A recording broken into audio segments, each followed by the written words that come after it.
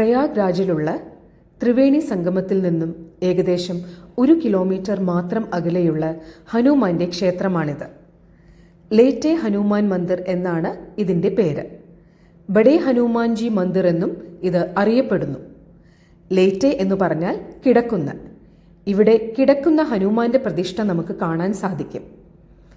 ഇതിനു പിന്നിൽ പല ഐതിഹ്യങ്ങളും പറഞ്ഞു കേൾക്കുന്നു. അതിൽ പ്രധാനപ്പെട്ട ഒന്ന് ഇങ്ങനെയാണ്. രാമരാവണ യുദ്ധം കഴിഞ്ഞ് രാമനും ലക്ഷ്മണനും സീതയും ഹനുമാനോടൊത്ത് ലങ്കയിൽ നിന്നും അയോധ്യയിലേക്ക് മടങ്ങുന്ന വഴി ഗംഗാതീരത്തെത്തിയപ്പോൾ ഹനുമാന് വല്ലാതെ ക്ഷീണം തോന്നി. അപ്പോൾ സീതയുടെ നിർദ്ദേശപ്രകാരം ഹനുമാൻ അവിടെ കുറച്ചുനേരം വിശ്രമിച്ചു. വേറൊരു കഥ ഇങ്ങനെയാണ്. കനൗഗ് രാജ്യത്തെ രാജാവ് മക്കളില്ലാതെ വിഷമിച്ചപ്പോൾ അദ്ദേഹത്തിൻ്റെ ഗുരു ഇപ്രകാരം ഉപദേശിച്ചു: വിന്ധ്യാചലത്തിൽ നിന്നും കല്ലുകൊണ്ട് കിടക്കുന്ന ഹനുമാൻ പ്രതിമ കൊണ്ടുവന്ന് ഗംഗാതീരത്ത് പ്രതിഷ്ഠിക്കുക. രാജാവ് അപ്രകാരം ചെയ്യുകയും വൈകാതെ പുത്രലബ്ധി ഉണ്ടാവുകയും ചെയ്തു. കാലക്രമേണ ഈ പ്രതിമ വെള്ളത്തിനടിയിലായി.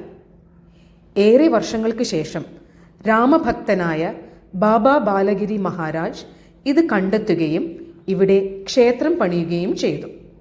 ഏകദേശം 700-800 വർഷം പഴക്കമുള്ള ഒരു ക്ഷേത്രമാണിത്. മഴക്കാലത്ത് ഈ പ്രതിമ പകുതിയോളം ഗംഗയിൽ മുങ്ങാറുണ്ട്. ഏറെ പ്രശസ്തമായ അലഹബാദ് കോട്ട സ്ഥിതി ചെയ്യുന്നത് ഈ ക്ഷേത്രത്തിനടുത്താണ്. ത്രിവേണി സംഗമത്തിന് വരുന്ന എല്ലാവരും തന്നെ ഈ ക്ഷേത്രത്തിൽ വന്ന് തൊഴാറുണ്ട്.